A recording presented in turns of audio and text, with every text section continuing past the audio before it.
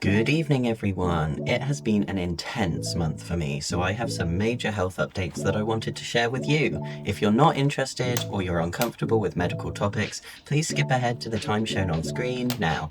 So firstly, you might have seen my shorts post about it, but I had to have a minor emergency surgery on my butt cheek on the 29th of March. Two small dormant cysts, which were probably caused by ingrown hairs, merged together and became infected, creating a big 5 by 5 centimeter abscess, and for almost a week I couldn't walk, sit or sleep properly. They finally drained it, but because of the size it meant I had to be put under general anesthetic and asleep for the whole procedure. The staff were all really friendly and the surgery did go well, but it meant that for the next 3 weeks I had to go back to the surgery ward on weekends or to one of the many doctor's branches if I managed to squeeze in an appointment to get those dressings changed. I wasn't able to do it at home because the wound was deep and needed to be packed, and traveling all around the city every other day left me really exhausted. However, at the time of recording this voiceover, I'm finally past that now, and I'm able to recover fully at home, and the healing is going very well. At the same time as this, I also had my autism, ADHD and eating disorder assessments all at once, so you can imagine how that added to the stress of this month. However, I've been waiting over a year to be seen at this point, so I knew I couldn't back down and I had to push on and get through these so I can live a happier and healthier life. I was able to get tested for autism and ADHD through Psychiatry UK and the Right to Choose, which is a legal right that I have as a UK citizen, letting me choose a specialist healthcare provider, but it's still being funded by the NHS. To everyone's surprise except mine, I tested negative for autism and I'm fine with that. I did test positive for ADHD combined type, which I and my peers were really expecting. However, due to my weight issues, they don't want to put me on medication just yet, so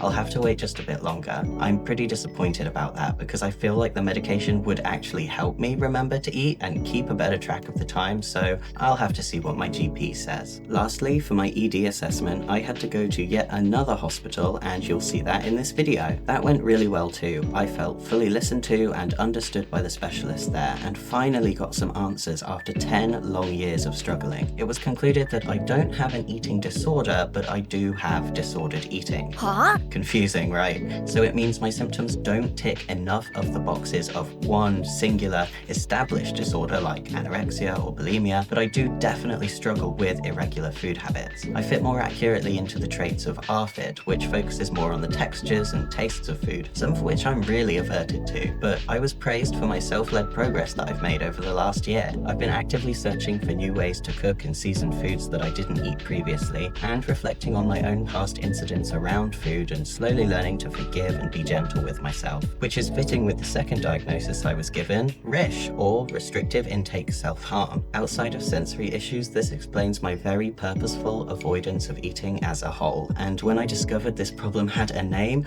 I honestly started crying. Finally, I felt seen, understood, and like there was a path out of this cycle of self-hate. This wonderful specialist also took my physical disabilities into consideration and explained that I really should have been offered more help and investigations for my digestive and chronic joint pain issues. She's written me a letter with her professional opinions on this, so I'll be able to take that back to my GP and hopefully get those issues investigated further too. But before I do that, I need a few months rest. All of these tests lasted about an hour to an hour and a half each, which is pretty draining, but I'm really happy with the outcome and what I've learned about myself as a result. I hope sharing my story might open others up to helpful terms and processes that they weren't aware of, and even encourage some to seek the help that they've been putting off. Medical updates done, I'm finishing my evening with a katsu curry while watching an episode of the Brokenwood Mysteries. Over the next few days, you'll join me at some of my appointments that I just talked about, along with some fun things I did to be extra kind to myself.